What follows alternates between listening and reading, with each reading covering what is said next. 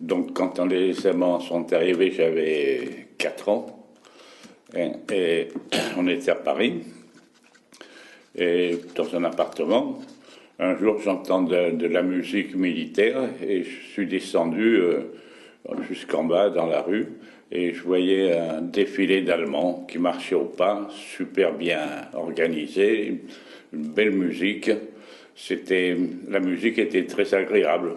Ce qu'il y a, le bruit des bottes, c'était un peu militaire.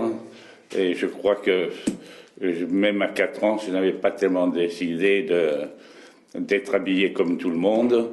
Je me souviens à l'école, il fallait chanter, à la maternelle, il fallait chanter une chanson de Pétain, là, avec le bras tendu. Et j'étais pas du tout d'accord sur ce truc-là et j'ai jamais réussi à chanter vraiment bien.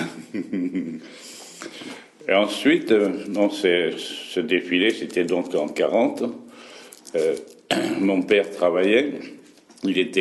À ce moment-là, il était livreur de glace. Et il écoutait les Français parlent au français, c'était Radio Londres. On entendait les 3 coups, pom, pom, pom, pom. Ici, Radio Londres, les Français parlent au français. Et c'était que des messages.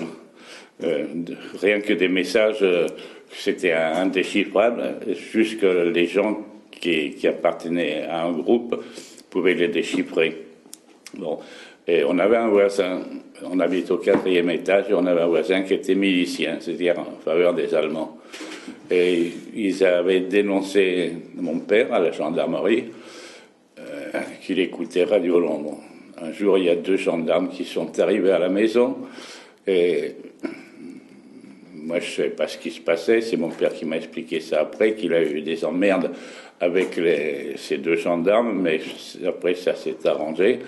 Et quelques mois après, on a foutu le camp dans le Cantal. Pour la raison que le Cantal, il y avait toute la famille qui était dans le Cantal, les sœurs et les frères de ma mère. Et nous sommes partis dans le Cantal parce que c'était la zone libre de France.